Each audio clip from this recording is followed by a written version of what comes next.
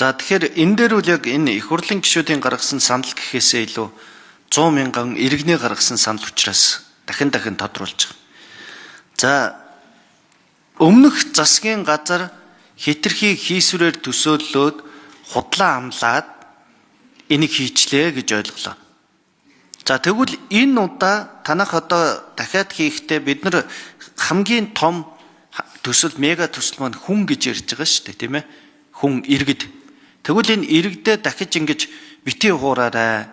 Дахиад эндээ чиглэсэн юмыг ингэж одоо чадахгүй юмаа бид нар дахин амлах хэрэггүй нэг хурлын гишүүд ялгаалга.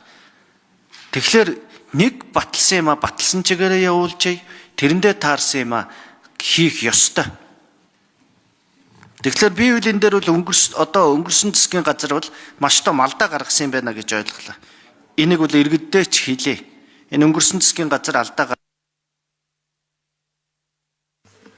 За энэ хоёрсад хариулъя. Засгийн газар алдаа гаргаагүй.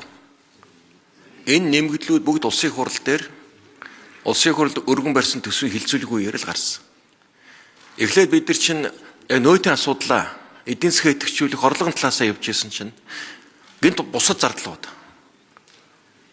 цалингийн нэмэгдлийг хийнэ гэдэг. Энэ гурван талд хилцээр жагсаал цуглаан гэдэг дөрвөн их найдын нэмэлт их усрыг бид нар баталчлаа шүү дээ. Тэгэнгүүт нөгөө нөөтийн бодлого чинь гацсаж байгаа. Одоо засгийн газар тооцоог нь оруулж ирж байгаа байхгүй юу? За нөхцөлбөл эдийн засгийн чадвах орлого зарлах чинь ингэж гарч байна. За одоо улсын хурлаа гишүүдээ сонголтоо хийл гэж байгаа. Нөөтөө өгөөд хөрөнгө оруулалтаа зогсоох уу? Цалин тэтгэврээ нэмээд хөрөнгө оруулалтаа зогсоох уу? Одоо энэ шийдэл байхгүй юу? Энэ бол одоо бидний мэтгэлцээ өнөөдрийн хуулийн зорилго. Одоо аль нь дээр байна? Энэ аль нь Монгол улсын эзэн засаг хэрэгтэй байна? Энэ эдийн засгийн төсвийн байдал хүндэрж байгаа үед бид нар аль